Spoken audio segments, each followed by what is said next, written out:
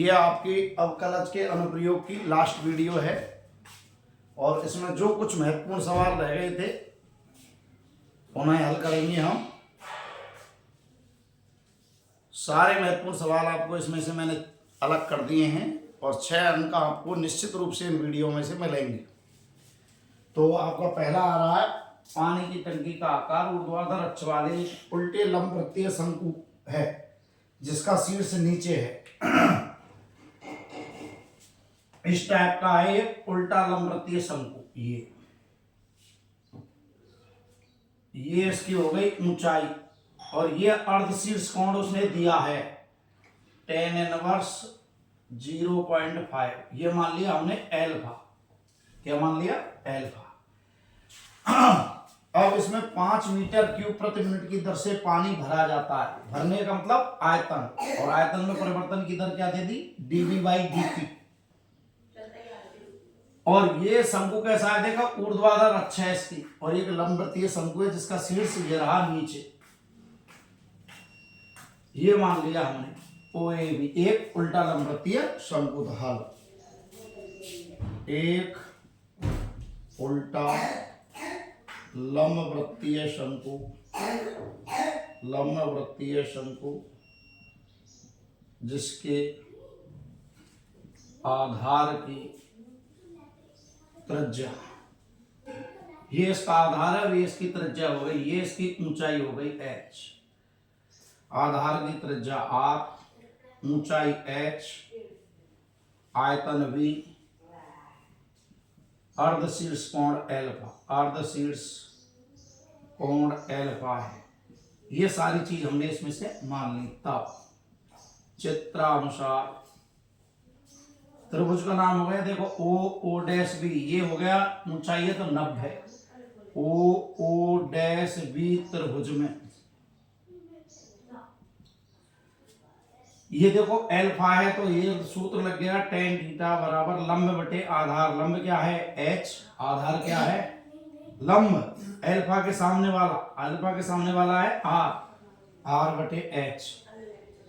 Alpha बराबर आ गया tan inverse r/h और वहां क्या दिया है? tan inverse 0.5। तुलना करने पर r बटे h का मान हो गया 0.5, जिसको लिख सकते हैं हम 5/10, 1/2 या r बराबर h बटे 2। r बराबर क्या आ गया? h बटे 2। अब उसने क्या दिया है? आयतन। अब शंकु का आयतन, शंकु का आयतन b बराबर 1/3 पाई r² h। r का मान यह आ गया 1/3 पाई गुणा h बटे 2 का होल स्क्वायर गुणा h। हल करो इसको तो यह आ गया h² का h से गुणा किया तो पाई h³ बटे 8, 8 दिया 24, 8 दूना 2 का वर्ग 4, 4 दिया 12। ये हो गया तुम्हारा b। अब निकाला तुमने आयतन, किसके सापेक्ष है? देखो परिवर्तन की दर मिनट में समय के सापेक्ष। dV/dt बराबर पाई बटे 12 अचर h³ का हो गया 3h² dH/dt, 3h² dH/dt। और अब चूंकि dV/dt बराबर क्या दिया है? 5 मीटर क्यूब प्रति मिनट। दैट इम्प्लाइज पाई/12 3h² dH/dt बराबर कितना हो गया? 5। dV/dt का मान रख दिया, h का मान उसने दिया देखो 4। तब dH/dt बराबर, ये देखो 3 से काट दिया 4 बार, ये 4 पहुंच गया यहाँ, 5 गुणा 4 बटे पाई h², 5 गुणा 4 बटे 22 बटे 7 पहुंच गया ऊपर। h का मान 4 गुणा 4, 4 से गया 4, 5 7 35 और 22 चौका 88। उत्तर क्या आ गया? 35/88, 35/88। किसका मान? dh/dt का, और आराम से लिख सकते हैं dh/dt बराबर 35/88। h का अर्थ मीटर प्रति मिनट। तो ये आ गया तुम्हारा इसका मान, इसका ऊंचाई बढ़ने की दर। वापस सुनो एक बार, ये उल्टा लंबवृत्तीय शंकु जिसमें ये त्रिज्या हो गई, ये ऊंचाई हो गई, ये कोण हो गया। अब अल्फा के सामने ये लंब, टेन अल्फा का सूत्र लंब बटे आधार, तो आर बटे एच। अल्फा का मान टेन इनवर्स आर बटे एच। टेन इनवर्स में क्या दिया 0.5, तुलना कर दी, आर बटे एच बराबर 0.5। 0.5 को 5/10 लिख लिया, 10 से काट दिया, एच का सामने गुणा किया तो एच एकम एच और बटे 2, आर बराबर एच बटे 2। शंकु का आयतन बी बराबर 1/3 पाई आर स्क्वायर एच सूत्र होता है, आर का मान एच बटे 2 रख दिया, ये आ गया हल करके। अब कलन कर दिया टी के सापेक्ष dv/dt, पाई/12 बचा, एच क्यू का 3h² dh/dt। अब उसने dv/dt का मान ये दिया 5 मीटर क्यूब प्रति मिनट ये दिया, तो हमने इसके बराबर मान रख दिया 5। अब 3 से इसको 4 बार काट दिया, 4 का सामने गुणा किया तो 5 गुणा 4 बटे πh² dh/dt।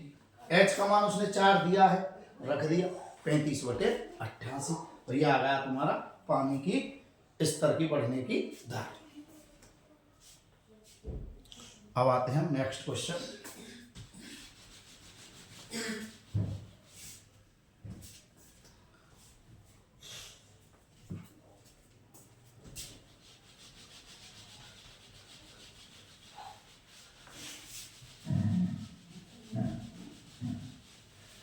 अगला प्रश्न है आपका एग्जाम्पल 44।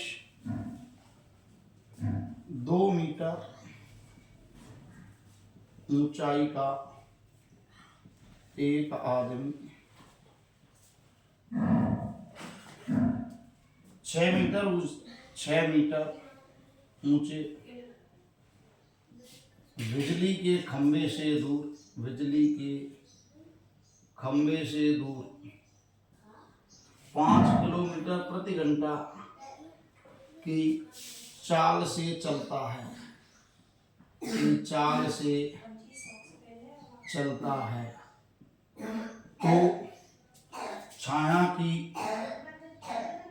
तो उसकी छाया की लंबाई की वृद्धि दर ज्ञात करो। किसकी जो व्यक्ति चल रहा है उसकी। कौन है? 2 मीटर ऊंचाई का एक आदमी 6 मीटर ऊंचे बिजली के खंभे से, तो ये तो मान लिया हमने 6 मीटर ऊंचा बिजली का खंभा, ये मान लिया हमने खंभा और नाम दे दिया ए बी। कितनी ऊंचाई का है? 6 मीटर का। अब एक आदमी यहां से चल रहा है और यहां से चल के यहां पहुंच गया, कितनी ऊंचाई का है? 2 मीटर ऊंचाई का है वो व्यक्ति, 2 मीटर ऊंचाई का है व्यक्ति। नाम ले लिया व्यक्ति का सीधी। कितनी समय पर? टी समय पर पहुंच गया इस जगह पर। जब इस जगह पर पहुंच गया तो ये उसकी लंबाई थी, अब इधर वृद्धि हो गई उसकी इधर, और इसको हमने इससे मिला दिया, ये मिला दिया हमने। अब इसको हल कैसे करेंगे देखो ध्यान से। 2 मीटर ऊंचाई का एक आदमी 6 मीटर ऊंचे बिजली के खंभे से, ये 6 मीटर ऊंचा बिजली का खंभा है, से दूर 5 किलोमीटर प्रति घंटा की चाल से चलता है। यहाँ मान के चलो इसको मान लिया हमने x। जब ये x मान लिया तो ये क्या बन गया? dx/dt बराबर 5 किलोमीटर प्रति घंटा की चाल से चलकर कहां पहुंच गया? d पर। तो उसकी छाया की लंबाई की वृद्धि दर ज्ञात करो। पहले व्यक्ति यहां था, अब व्यक्ति आ गया यहां, तो उसकी छाया की लंबाई में कितना परिवर्तन हुआ? तो ये मान लिया हमने यहां से यहां तक y, तो ये टोटल कितना हो गया? x + y। ये टोटल कितना हो गया? x + y। तो ऐसे इसको लिख देंगे, माना एक आदमी जिसकी ऊंचाई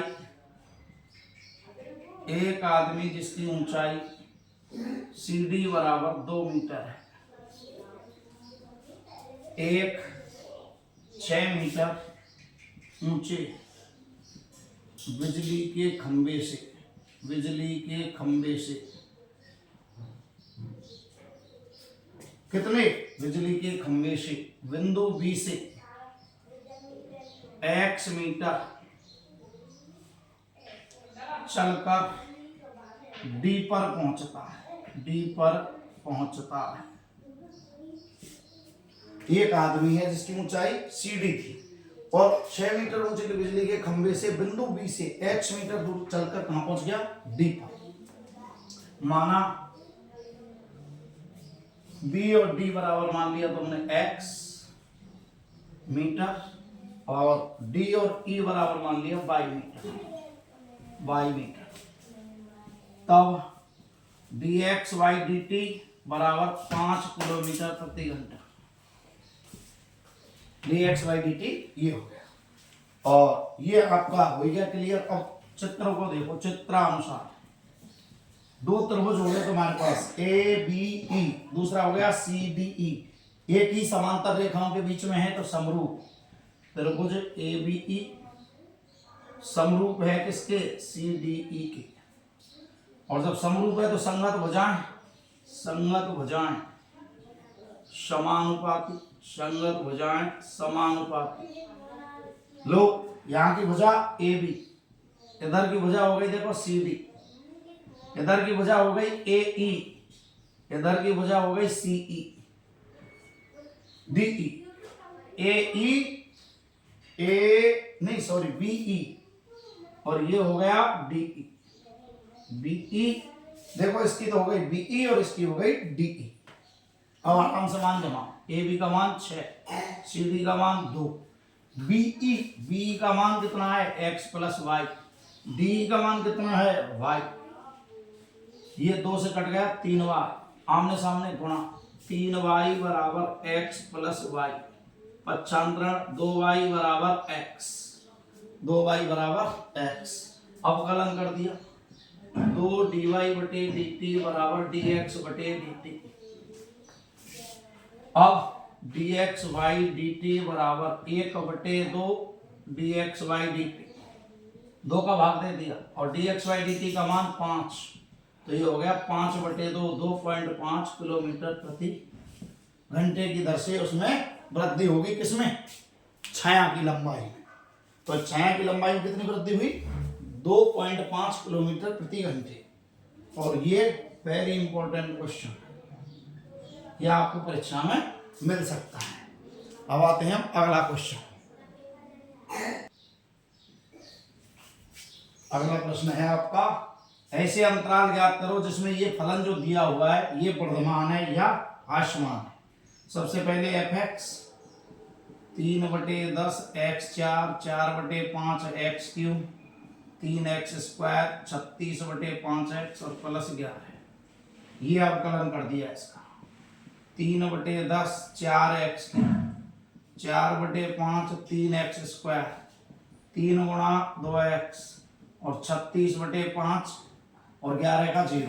अब दो इनमें से सब में से ये देखो 2 से कट गया 5 बार, ये 5 आ गया एलसीएम, और क्या आ रहा देखो 6 इसमें से कॉमन, 6 इसमें से 6 इसमें से, तो ये हो गया 6/5। ये बच गया x3, ये बच गया तुम्हारा 2x स्क्वायर, ये बच गया -x और ये बच गया +6। देखो ध्यान से, 3 दूना 6/5 गया तो x3, ये 6/5 गया तो 2x स्क्वायर, ये 6 गया तो -x और ये बच गया +6। अब इसके करेंगे हम गुणनखंड। जब इसके गुणनखंड करते हैं तो किस पर 0 हो रहा है, देखो सबसे पहले शेष पल में हो गई, शेष पल में घात 3 वाले। अब घात 3 वालों को सबसे पहले हम चेक करते हैं, 1 पर 2 पर 3 पर, जैसे 6 के गुणनखंड है 1 2 3 और 6, तो या तो 1 पर 0 होगा या 2 पर या 3 पर, तो 1 पर रखते हैं जैसे इसको, किसको, इसको, तो 1 -2 -1 +6 0 नहीं हो रहा, 2 की क्यों 8, ये भी 8, ये ऋण का 2, ये प्लस का 6।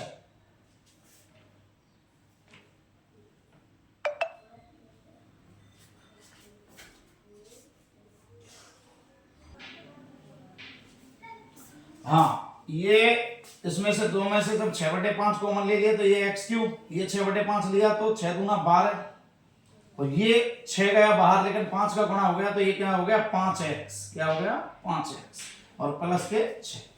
अब देखो इसके जब गुणनखंड करते हैं तो ये किस पर जीरो हो रहा है, देखो 1 पर, 1 और 6 7, x का मान 1 रखेंगे तो 1 की क्यूब 1 और 6 7, ऋण के भी कितने हो गए 7, 7 माइनस 7 0, मीन्स गुणनखंड क्या हो गया x minus 1 x minus 1 x minus 1 तीन बार। अब इसमें गुणा करो x स्क्वायर का तो ये बन गया x cube minus x square. अब तुम्हें चाहिए माइनस के 2x स्क्वायर, तुम्हारे पास कितने आए माइनस का x स्क्वायर, तो 1 माइनस x का गुणा किया ये हो गया माइनस का x स्क्वायर, तो 2 हो गए पूरे, प्लस का हो गया माइनस माइनस प्लस x, जबकि चाहिए किसके ऋण के 6 ऋण के 5, और ये आया धन का, तो धन के तो ऋण के कितने लेने पड़ेंगे 6, हो गया, तो ये इसके गुणनखंड हो गए। अब 6/5 x minus 1 x square minus x minus 6। अब इसके गुणनखंड वापस फिर करो, 3 दूना 6, ऋण के 3 धन का 2, तो x के साथ माइनस का 3 और प्लस का, ये हो गए इसके गुणनखंड। अब आते हैं क्रांतिक बिंदु, क्रांतिक बिंदु में f डैश x बराबर 0, जब f डैश x बराबर 0 रखेंगे तो 6/5 x minus 1 x minus 3 x plus 2 बराबर 0, इससे x की वैल्यू जब इसके बराबर करेंगे तो 1 3 और माइनस 2, ये आ गई तुम्हारी 3 वैल्यू। जब 3 वैल्यू आ गई तो ये संख्या रेखा हो गई तुम्हारी माइनस इंफिनिटी से प्लस इंफिनिटी, और आरोही क्रम में लिखे हैं सबसे पहले -2 फिर +1 और फिर +3, कितने भाग हो गए 4 भाग, कितने भाग हो गए x बराबर -2 1 3 संख्या रेखा को 4 असंयुक्त अंतरालों में विभक्त करते हैं, और अब ये आगे तुम्हारी टेबल, सबसे पहले अंतराल, ये आ गया तुम्हारा f डैश x का चिन्ह, ये आ गई तुम्हारी fx की प्रकृति, क्या है f डैश x का चिन्ह, देखो अंतराल सबसे पहला है माइनस इंफिनिटी से -2, दूसरा है -2 से 1, तीसरा है 1 से 3 और चौथा है 3 से इंफिनिटी। ये 4 अंतराल हो गए। अब आपके अब चारों पर इसको चेक करेंगे, देखो माइनस इंफिनिटी से -2 के बीच में लाओ, जैसे -3, और इसमें रखना है, इसमें f डैश x में लिख दूं समीकरण 1 से, ये हो गया तुम्हारा समीकरण 1, रखो -3 पर, ये माइनस ये भी माइनस, और तीनों माइनस हो गए तो minus minus minus less than 0 हाशमान। अब आते हैं -2 से 1 के बीच में, जैसे 0 पर ये प्लस, तो ये minus minus plus means greater 0 वर्धमान। अब आते हैं 1 और 3 के बीच में, जैसे 2 लिया, 2 पर ये धन ये ऋण, तो धन ऋण धन, तीनों का गुणा करेंगे तो ऋण, और ऋण को लेस देन 0 होते हास्यमान। 3 से ज्यादा लिया तो पहला भी धन, दूसरा भी धन, तीसरा भी धन मीन्स ग्रेटर 0 वर्धमान। तो हास्यमान किसमें रहा -इंफिनिटी -2 यूनियन 1 3 में फलन हास्यमान, तथा -2 + 1 यूनियन 3 इंफिनिटी में वर्धमान। देखो इसमें 2 में हास्यमान है, 2 में वर्धमान है, तो इन दोनों का यूनियन और इन दोनों का यूनियन, इनमें हास्यमान और इनमें वर्धमान। ये हो गया आपका एग्जांपल 47।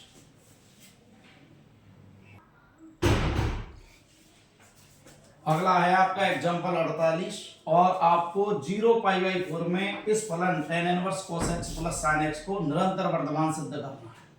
तो सबसे पहले fx बराबर tan inverse cos x plus sin x, अवकलन करें f डैश x बराबर tan इनवर्स का 1/1 प्लस x स्क्वायर, और x का नाम cos x plus sin x, ये आ गया।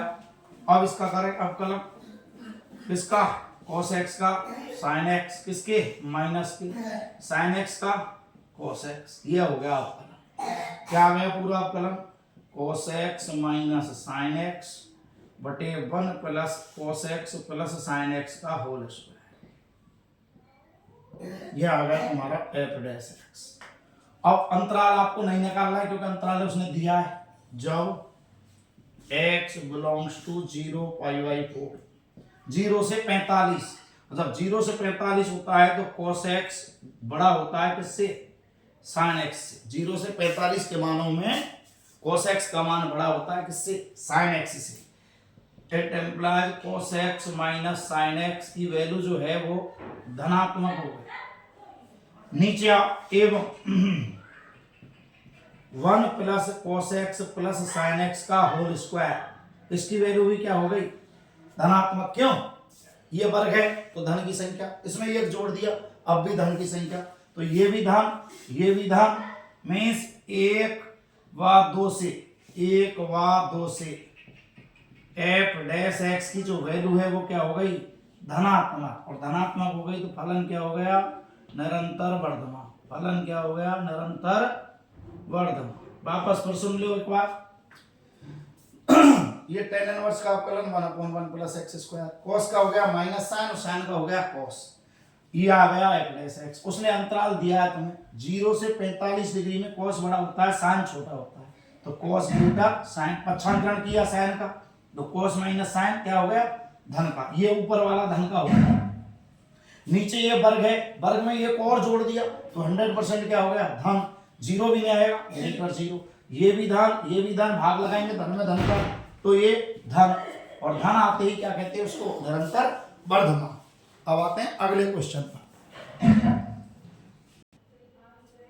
अगला प्रश्न है आपका, ये कोई आयताकार चद्दर है एल्यूमिनियम की जिसकी साइज है लंबाई गुणा चौड़ाई 3 गुणा 8। इस टाइप में ये आयताकार चद्दर है। आयताकार चद्दर है तुम्हारी ऐसे, ये है 3 की और ये है 8 की, इस टाइप में। ये 3 है 3 मीटर, ये है 8 मीटर। अब इसके कोने से एक वर्ग इससे काटा है, एक वर्ग इससे काटा है, एक वर्ग इससे काटा है, एक वर्ग इससे काटा है, और ऐसे बनाना है हमें संदूक। ये बनाना है संदूक, इनको मोड़ते हुए, तो संदूक इस टाइप में बन जाएगा तुम्हारा। देखो ये संदूक बन जाएगा तुम्हारा इस टाइप में, ये बन गया संदूक तुम्हारा। अब इसकी ये कितने का काटा? x का, ये भी x का, ये x, ये वर्ग है, लंबाई चौड़ाई समान, तो ये कितना बच गया? 3 माइनस 2x। ये तो बच गया तुम्हारा 3 माइनस 2x। ये कितना बच गया? 8 माइनस 2x, तो ये तो हो गई 3 माइनस 2x। ये हो गई चौड़ाई 8 माइनस 2x, ऊंचाई कितनी हो गई? x। तो इसका अर्थ ये हुआ एल्यूमिनियम की 3 मीटर गुणा 8 मीटर वाली आयताकार चद्दर के कोने से प्रत्येक कोने पर x मीटर भुजा का वर्ग काटा है, तब बने ढक्कन रहित संदूक है उसकी क्या बन गई? लंबाई कितनी हो गई? नई लंबाई पहले 3 थी, अब हो गई 3 माइनस 2x। चौड़ाई हो गई उसकी 8 थी, 8 माइनस 2x। ऊंचाई नहीं थी, ऊंचाई आ गई x, क्योंकि मोड़ दिया उसको। अब ये हो गया आयतन। संदूक का आयतन निकालना है तो संदूक का आयतन का सूत्र होता है लंबाई गुणा चौड़ाई गुणा ऊंचाई। ये आ गया 3 माइनस 2x, 8 माइनस 2x और गुणा x। सबका गुणा कर लो। 3 का 8 से किया 24, 3 दूना 6x और 8 दूना 16, 22x प्लस 4x स्क्वायर। इनका गुणा x से तो 4x क्यूब 22x स्क्वायर और प्लस 24x। ये फलन बन गया। अब यही सिद्ध करना है उच्चतम अधिकतम आयतन। तो सबसे पहले इसका एक बार अवकलन 12x स्क्वायर माइनस 22 दूना 44x प्लस 24। दोबारा अवकलन किया 24x माइनस 44। अब b डैश x बराबर 0। सबसे पहले क्रांतिक बिंदु निकालते हैं, तो 12x square minus 44x plus 24 बराबर 0। देखो 4 का भाग जा रहा है इसमें, 3x स्क्वायर 11x 4 छीकी 24 बराबर 0। 4 तिया 12, 11 चौका 44। इसके गुणनखंड हो गए, देखो 9 दूना 18, 9x और 2x और प्लस 6 बराबर 0। अब इसको हल करो। जब इसको हल करेंगे तो 3x common, x minus 3 minus 2 common, x minus 3 बराबर 0। इससे क्या निकल के आ गया, एक ब्रैकेट तो x माइनस 3 की और एक आ गई 3x माइनस 2 बराबर 0। मीन्स x बराबर 3 और x बराबर 2/3। 3 जब काटेंगे इधर से और इधर से 3 3 काटेंगे तो ये दो माइनस की हो गई, तो 3 तो संभव है ही नहीं, x बराबर 3 संभव नहीं, x बराबर 2/3 आराम से संभव है, तो x का मान हो गया 2/3। अब आते हैं हम x बराबर 2/3 पर b डबल डैश x। 2/3 यहाँ रखो, 2/3 रखेंगे तो 3 8 24, 16, 16 में से 44 घटाओ minus 28 less than 0। Less than 0 होते ही आयतन अधिकतम, आयतन अधिकतम, ये हो गया आपका आराम से आयतन अधिकतम। और अब इसका उत्तर निकालना है तुम्हें, तो अधिकतम आयतन b बराबर, अधिकतम आयतन b बराबर कहाँ है, ये रहा आपका, ये रहा आपका, ये रहा आपका। क्या रखना है, x का मान 2/3 रखो इसमें, 3 माइनस 2/3 रखेंगे तो 4/3, 8 माइनस 4/3 और गुणा 2/3 करो। हम 3 तिया 9, 9 में से 4 गए तो 5/3, 8 तिया 24 में से 4 गए तो 20/3 और 2/3। तो 20 दूना 40, 40 पंजे 200 और 3 तिया 9 तिया 27, 200/27 घन और सेंटीमीटर, मीटर क्या है मीटर, तो ये आ गया 200/27 घन मीटर, 200/27 घन मीटर। ये हो गया आपका एग्जाम्पल 50 और last example 51।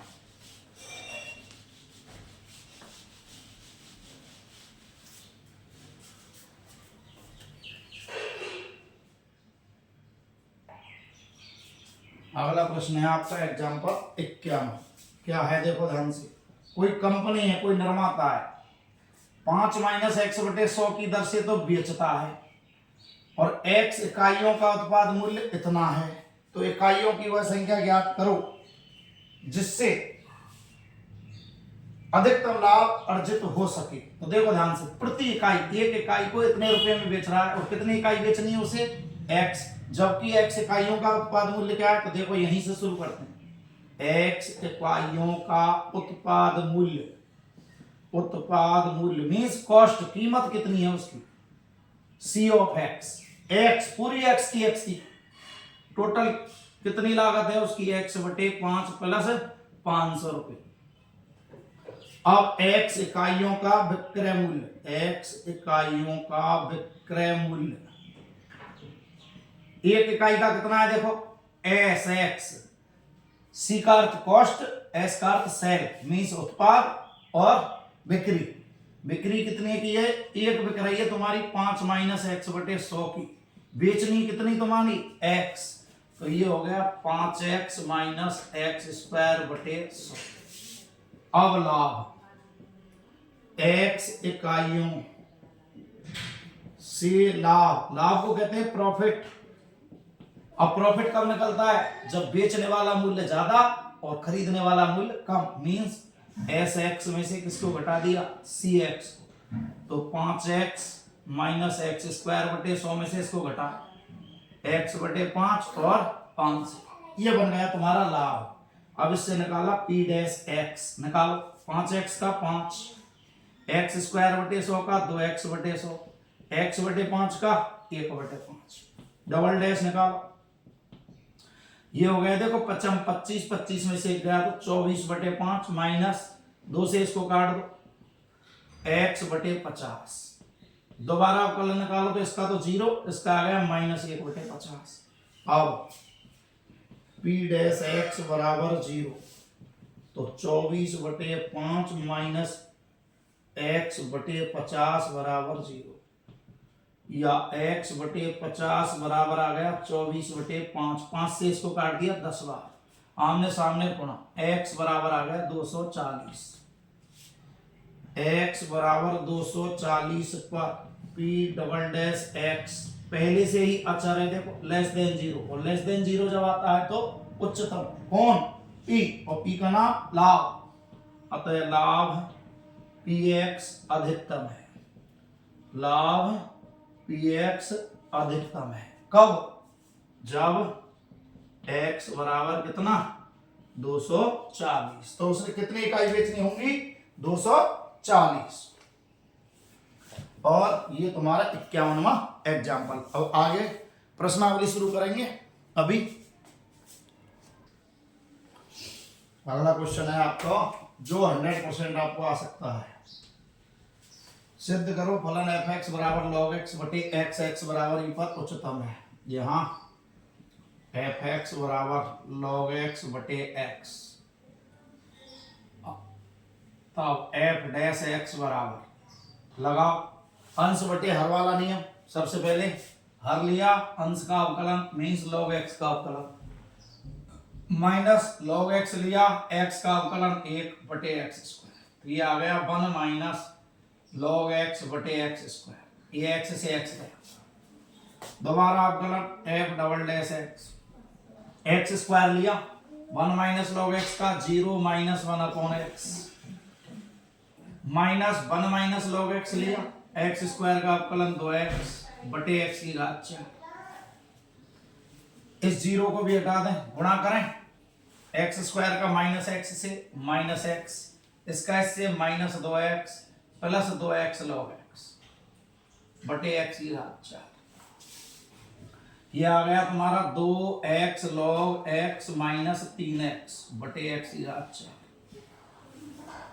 x common 2 log x minus 3 और बटे x की घात 4, ये इससे काट दिया तो ये आ गया 2 log x माइनस 3 बटे x की घात 4, ये f dash double dash x। अब क्या निकालेंगे, f डैश x बराबर 0, तो 1 माइनस log x बटे x² बराबर 0, आमने सामने गुणा, 1 माइनस log x बराबर 0 या log x बराबर 1, ये यहाँ आधार होता है e। जब इसको हम सामान्य गुणक में बोलते हैं तो इसका नाम क्या लिख सकते हैं, x बराबर e की घात 1। ये आपस में चेंज हो जाते हैं x और 1, तो x बराबर क्या आ गया e, और अब x बराबर e पर f डबल डैश x, देखो x बराबर e पर, ये आ गया 2 log e माइनस 3 बटे e की घात 3, 2 log e, अब log e का मान होता है 1, तो 2 गुणा 1 माइनस 3 बटे e की घात 3, 1/e³ इसकी माइनस की, और माइनस की आ गई तो f डबल डैश x क्या हो गया लेस देन 0, और लेस देन 0 हो गया तो x बराबर e पर फलन उच्चतम है। तो ये बिल्कुल सिंपल सा है जो आपको 2 नंबर में मिल सकता है। सबसे पहले f(x), सबसे पहले आपको f(x) बराबर log x बटे x, इससे अवकलन निकाल लिया, दोबारा अवकलन निकाल लिया। अब f डैश x बराबर जब 0 किया तो ये आमने सामने गुणा, 1 माइनस log x बराबर 0, log x बराबर 1। इनको जब साधारण रूप में लिखते हैं तो कैसे, log को हटा के साधारण रूप में लिखते हैं, तो ये आधार चेंज नहीं होता, केवल संख्या और घातांक जो है वो चेंज होते हैं। तो e1 तो इधर आ गया, x इधर आ गया, तो x बराबर हो गया e की घात 1 e, x बराबर e पर इसको चेक किया, log e का मान होता है 1, तो 2 गुणा 1 2, जिसमें 3 घटाया -1 बटे e³, ये सदैव धन का होता है, ये धन का है, ये ऋण से गुणा करेंगे तो ऋण means less than 0, less than 0 हो जाता है तो फलन उच्चतम। ये हो गया आपका अगला क्वेश्चन। अब आते हैं अगला,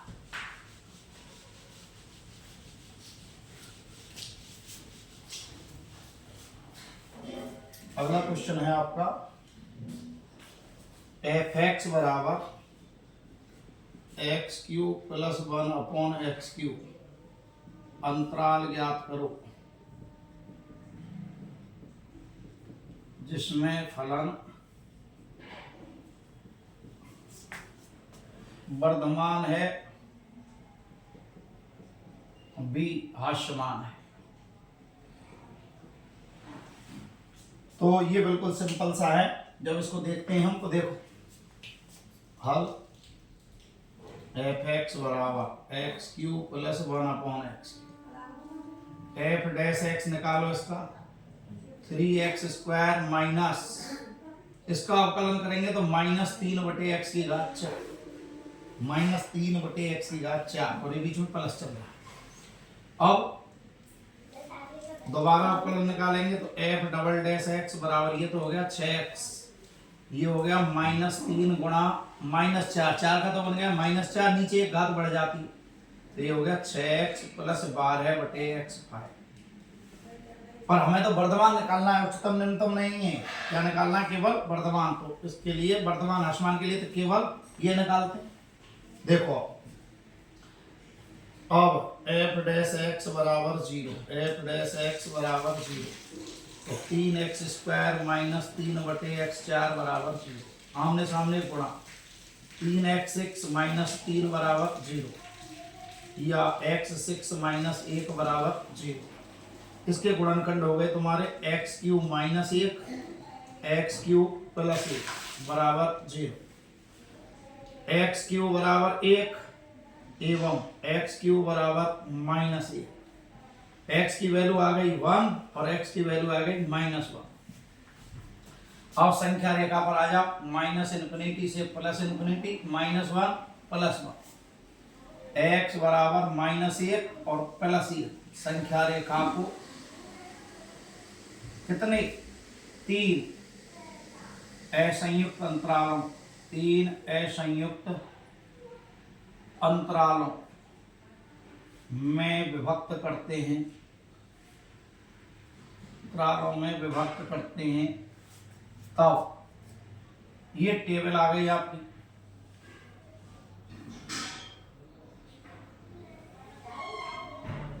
ये हो गया तुम्हारा अंतराल, ये तुम्हारा हो गया एफ डैश एक्स का चिन्ह, और ये हो गया तुम्हारा एफ एक्स की प्रकृति, एफ एक्स की प्रकृति। एफ डैश एक्स अंतराल कौन कौन से हो गए देखो, -∞ से -1, -1 से +1 और +1 से ∞। अब इनके बीच में कोई संख्या ली, जैसे -2, और कहाँ रखना है एफ डैश एक्स, ये डाल दिया नंबर 1 और ये लिख दिया मैंने समीकरण 1 से। रखो इसमें x की वैल्यू -2 रखो यहाँ, तो ये हो गया प्लस का, ये प्लस, ये प्लस। अब इसमें से इसको घटाओ तो देखो ऋण 2 पर क्या हो गया 12, 12 -3/16, 12 -3/16, आराम से क्या बच रहा है प्लस, और प्लस बच रहा है तो ग्रेटर 0 मीन्स वर्धमान। क्या हो गया वर्धमान। चलो अब आ जाते हैं -1 से +1 के बीच में, -1 से +1 के बीच में। जब -1 से +1 के बीच में यहां रखते हैं हम, तो 0 पर तो ये फलन परिभाषित ही नहीं है। देखो 0 पर तो ये फलन परिभाषित ही नहीं है। अब तुमने लिया जैसे 1/2, तो ये हो गया 3/4, ये हो गया 3/4 माइनस यहाँ 1/2 लेंगे तो ऊपर पहुंच गया 2, कहां पहुंच गया ऊपर, और जब पहुंच गया तो ये हो गया 12 मीन्स माइनस <0 हास्यमान। अब तुमने लिया 1 से ज्यादा, जब 1 से ज्यादा लेंगे तो निश्चित है इसका मान धन और इसका मान ऋण, तो ये भी धन मीन्स ग्रेटर 0 और ये हो गया वर्धमान। तो फलन किसमें, फलन -∞ -1 यूनियन 1 ∞ में वर्धमान तथा -1 में हास्यमान है, -1 में हास्यमान।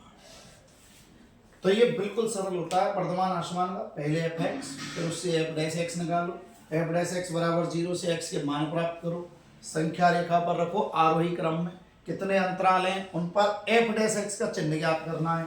यहाँ x ≠ 0 ध्यान रखना, x का मान 0 तो लेना ही नहीं है क्योंकि परिभाषित नहीं है। तो इसमें सब में क्या है ये वर्धमान। इसमें वर्धमान हो गया, इसमें ह्रासमान हो गया, इसमें वर्धमान हो गया, तो वर्धमान तो यूनियन लगा दिया और इसमें ह्रासमान है तो अकेला लिख दिया। अब आते हैं अगला क्वेश्चन।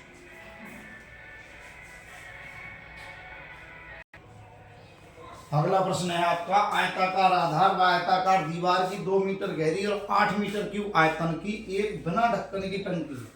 मीन्स गहराई तो कितनी है उसकी 2 मीटर और उसमें माल कितना भरा जा सकता है 8 घन मीटर के बराबर। तो ये हल हो गया आपका आयताकार आधार, आयताकार आधार वाली टंकी की गहराई h, लंबाई l व चौड़ाई h, चौड़ाई v, आयतन v है, आयतन v घन मीटर है, v metre, l metre, h metre. तो आयताकार टंकी का आयतन, आयताकार टंकी का आयतन, अब आयतन का सूत्र हो गया V बराबर LVH। अब एट एम्प्लाइज L का अर्थ उसने दिया नहीं है, LVH का अर्थ दिया है 2 और इसका दिया है 8, तो LV बराबर आ गया 8/2 4। ये आ गया तुम्हारा समीकरण नंबर 1। L बराबर क्या लिख सकता हूं, L बराबर 4/V, समीकरण नंबर 2 लिख दिया। चलो अब आते हैं उस पर, आयताकार आधार का क्षेत्रफल, आधार का क्षेत्रफल बराबर लंबाई गुणा चौड़ाई, मीन्स LV, चारों दीवारों का क्षेत्रफल, चारों दीवारों का क्षेत्रफल बराबर 2 गुणा ऊंचाई लंबाई प्लस चौड़ाई, तो 2HL plus V, 2HL plus V। अब देखो ध्यान से कि टंकी पर आधार पर खर्चा आ रहा 1 वर्ग मीटर पर 70, ये इतने वर्ग मीटर हो गए, ये इतने वर्ग मीटर हो गए। अतः आधार पर खर्च, आधार पर व्यय बराबर 1 वर्ग मीटर पर 70, तो LV पर 70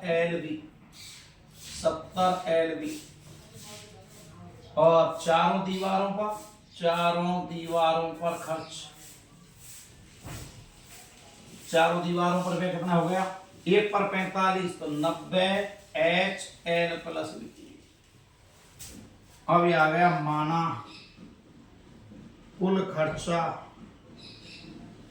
C है, तो C बराबर 70 LV plus 90 HL plus V। अब इसको कन्वर्ट करेंगे हम पूरे को या तो L में या B में, तो मैंने L में कन्वर्ट कर लिया है, V बराबर 4/L। देखो जमा रहा हूं, C L पूरा L में कर लिया मैंने कन्वर्ट, 70L गुणा B का मान 4/L, H का मान 2, L का मान L और B का मान 4/L। ये आ गया, ये देखो L से L कट गया, तो ये आ गया 7×4 = 280 प्लस 90 गुना 180L प्लस 720/L। अब निकालेंगे हम पहला अवकलन C' L बराबर 180 माइनस 720/L स्क्वायर एवं C' L बराबर, दोबारा अवकलन, ये तो 0 माइनस 720 गुणा माइनस 2/L³ 1440/L³। ये आ गया तुम्हारा, ये टंकी की लागत में पहला अवकलन कर दिया, दूसरा अवकलन कर दिया, आराम से हल कर।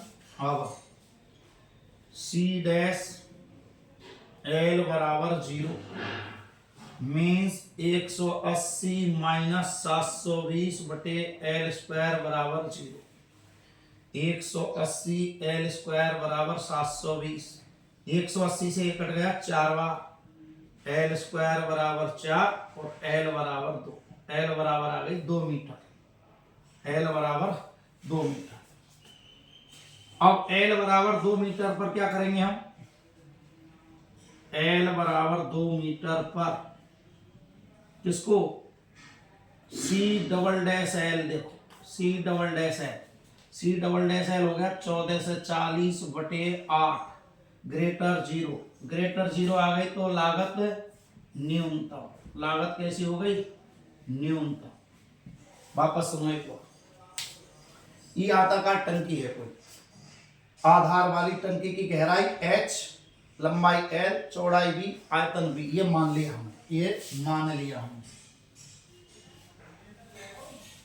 h metre, h metre, L metre, चौड़ाई B मीटर और आयतन B घन मीटर।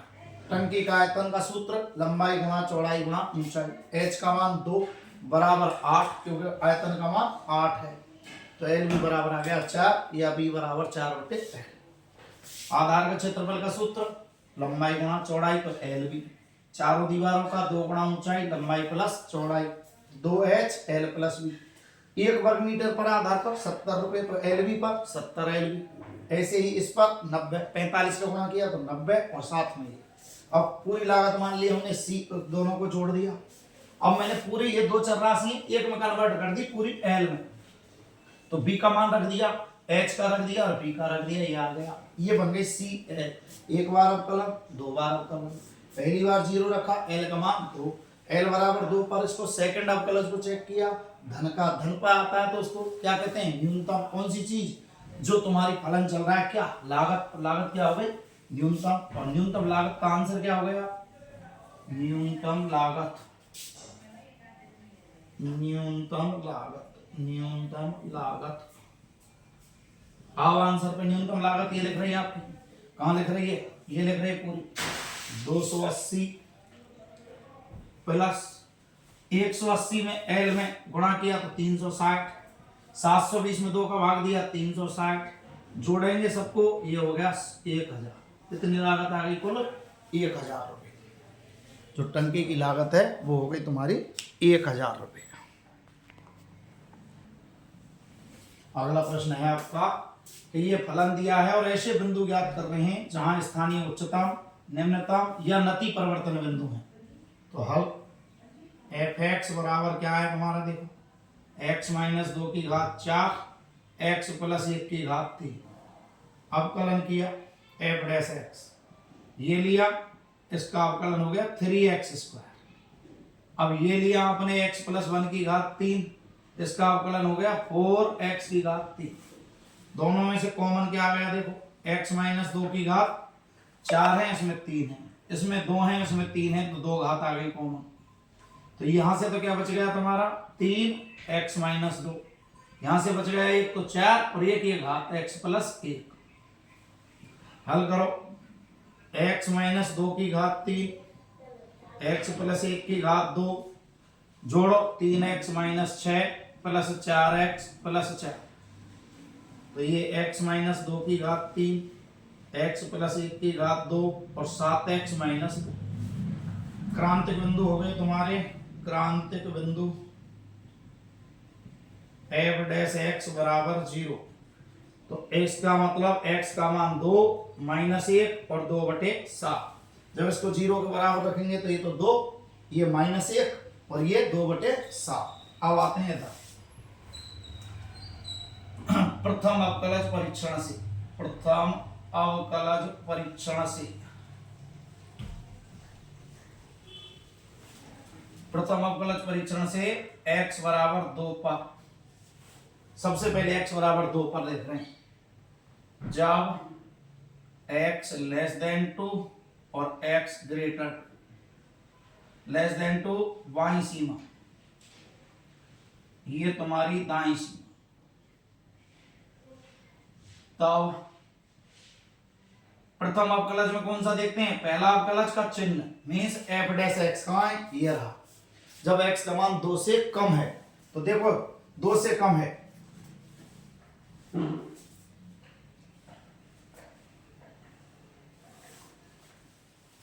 x का मान 2 से कम लिया तुमने, जैसे 1.5, 1.5 में से इसको घटा माइनस का, और माइनस की घात 3 करेंगे तो माइनस। अब इधर आओ, x का मान 2 से कम, 2 से कम मतलब 1 लिया तो ये धन, ये धन, पर ये क्या है माइनस, तो इसका मतलब ये हुआ, ये तो हो गया लेस देन 0। अब लिया आपने 2 से अधिक, तो ये धन, ये धन, ये धन, तीनों धन, तो ये हो गया ऋण से धन में, किसमें परिवर्तित हो गया, ऋण से धन में। अतः x बराबर 2, जब ऋण से धन में होता है ये हो गया ऋण से धन मीन्स निम्नतम, x बराबर 2 स्थानीय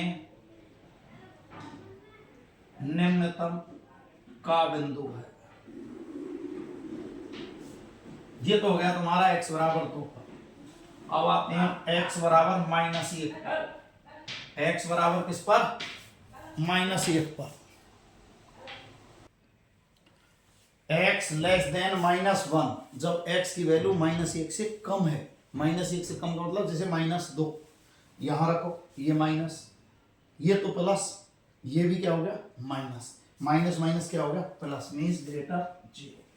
-1 से बड़ा जैसे 0, 0 पर ये ऋण, ये धन, ये ऋण, ये देखो 0 पर क्या हो गई ऋण, ये धन, ये भी ऋण, ऋण ऋण धन, मीन्स कोई चिन्ह का परिवर्तन नहीं, मीन्स x बराबर -1 नति परिवर्तन बिंदु है, नति परिवर्तन बिंदु है। अब आते हैं हम अगला तीसरा, कौन से को चल रहे हैं अब हम, x बराबर 2/7 पर, जब x लेस देन 2/7 और जब x ग्रेटर 2/7, 2/7। अब इसमें रखेंगे हम 2/7 से कम। अब 2/7 का अर्थ लगभग, 2/7 का अर्थ लगभग 0.29, लगभग 0.29। अब तुमने यहां रख दिया 0.29। अब इसमें से बड़ी, कितनी बड़ी संख्या को घटाएंगे हम, तो ये तो क्या रहेगा हमेशा माइनस, चाहे 2/7 से कम चाहे 2/7 से अधिक, तो ये माइनस, ये हमेशा प्लस।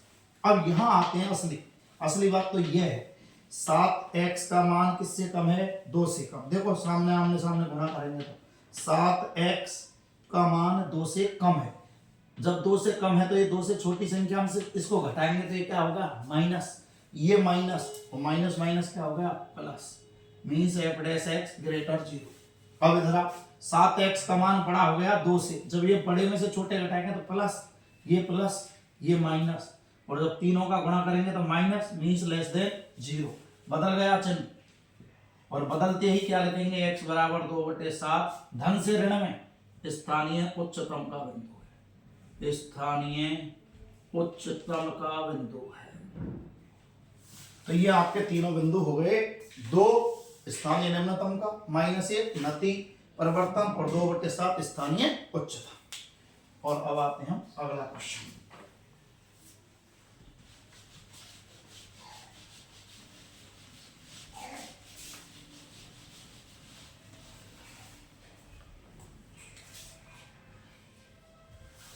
अगला क्वेश्चन है आपका f(x) बराबर cos² plus sin x, x belongs to 0 pi, तो f का निरपेक्ष उच्चतम व निरपेक्ष निम्नतम मान ज्ञात करो।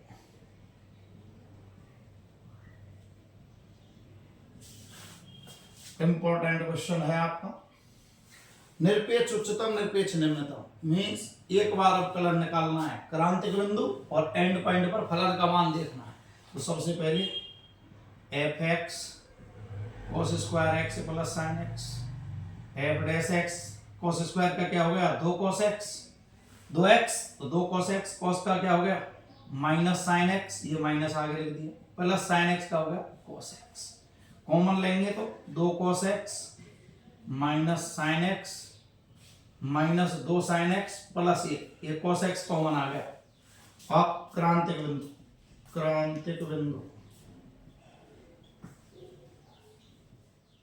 क्रांतिक बिंदु, क्रांतिक बिंदु के लिए f' x बराबर 0, cos x -2 sine x plus 1 बराबर 0। कॉस एक्स बराबर 0 और साइन एक्स बराबर 1/2। तो कोस एक्स जब बराबर 0 रखेंगे तो एक्स बराबर आ गया π/2। एक्स बराबर जब 1/2 रखेंगे और एक्स बिलोंग्स टू है पहले क्वाड्रेंट और दूसरे क्वाड्रेंट, दोनों में धन का होता है। एक तो हो गया 30 और एक हो गया 180 में से 30 घटाएंगे तो 5 π/6 150। तो एक्स के 2 मान हो गए। क्यों? दोनों में धन का है, 0 से पाई में। अब आते हैं यहां क्रांतिक बिंदु कौन कौन से? x बराबर π/2, π/6, 5 π/6 एवं अंत्य बिंदु कौन कौन से हो गए आपके? x बराबर 0 और पाई पर फलन के मान करें चेक। ये आ गया आपका f0, f π/6, f π/2, f 5 π/6 और f पाई। ये 5 मान हो गए और पांचों मैंने f में रख दी। रखो f में cos स्क्वायर 0 का मान 1, sin 0 का मान 0, cos 30 और cos 30 का मान √3/2 और वर्ग करेंगे तो 3/4, sin 30 1/2। जब इसको हल करेंगे तो ये हो गया 5/4। 90 cos 90 का मान 0, sin 90 का मान 1। अब आते हैं cos 150 और cos 150 का मान 30, cos 30 और cos 30 का मान √3/2 और कैसा होता है 150 पर ऋणात्मक ऋण 3/2। sin 150 का मान धन का 1/2। तो ये आ गया ऋण 3 √3 प्लस 1, तो ये हो गया ऋण √3 प्लस 1/2। अब आते हैं पाई। cos पाई का मान होता है -1 का वर्ग करेंगे तो +1, साइन पाई का मान 0, ये आ गया 1। अब इसमें देखो निरपेक्ष उच्चतम सबसे ज्यादा मान कौन सा हो गया? ये रहा सबसे ज्यादा मान। सबसे कम कौन सा रह गया? ये रह गया देखो 1 और ये हो गया 1.73। तो इसमें से जब इसको घटाएंगे तो 0.73, 2 का भाग लगाएंगे 0.36, तो ये सबसे कम हो गया। तो क्या लिखेंगे? x बराबर π/6 पर निरपेक्ष उच्चतम मान बराबर 5/4। x बराबर 5 π/6 पर निरपेक्ष न्यूनतम मान -√3 प्लस 1/2। और अरे एक गलती और हो गई है, √3/2 पर वर्ग करना है इसका। जब वर्ग करेंगे तो ये हो गया 3/4, वही आ गया 5/4 भाई, 5/4। तो इसका मतलब केवल π/6 पर नहीं, π/6 और 5 π/6 दोनों पर है निरपेक्ष उच्चतम मान 5/4। और न्यूनतम मान किस पर है?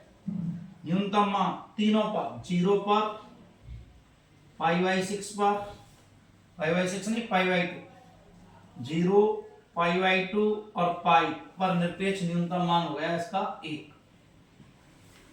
तो तीनों पर एक समान मान है इसका। ये वर्ग है, ध्यान रखना, इसका वर्ग किया 3/4। और अब लास्ट क्वेश्चन और आपका ये 6 नंबर का मैटर कंप्लीट।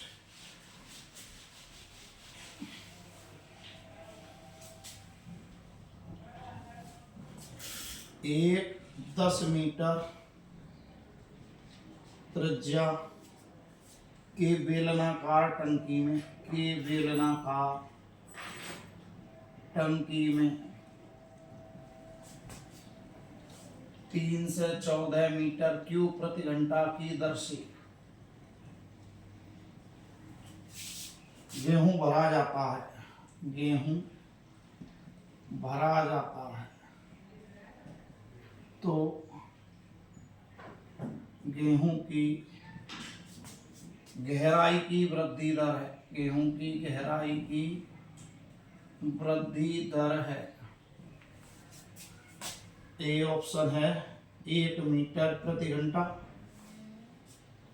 बा ऑप्शन है आपका 0.1 मीटर प्रति घंटा, सा ऑप्शन है आपका 1.1 और द ऑप्शन है आपका 0.5। तो सबसे पहले देखो बेलनाकार टंकी का आयतन, बेलनाकार टंकी का आयतन B बराबर पाई आर स्क्वायर एच। यहां दिया है तो मैं आयतन में परिवर्तन dV बटे dt बराबर 314 मीटर क्यूब प्रति। तो सबसे पहले निकालेंगे इसका dV बाई dt पर h r का मान क्या दिया है, r बराबर 10 मीटर। तब B बराबर पाई इंटू 10 का वर्ग इंटू h 100 पाई h। dV बटे dt बराबर हो गया 100 पाई अचर, h का हो गया dH बाई dt और बराबर चल रहा है 3 से 14। dH बाई dt बराबर 3 से 14 बटे 100 पाई बराबर 3 से 14 बटे 100 गुणा 3.14। जब गुणा करेंगे तो नीचे भी 3 से 14 और नीचे भी 3 से 14 ही हो गया 1। तो dH बाई dt आ गया 1 मीटर प्रति घंटा और 1 मीटर प्रति घंटा का ऑप्शन हो गया तुम्हारा A।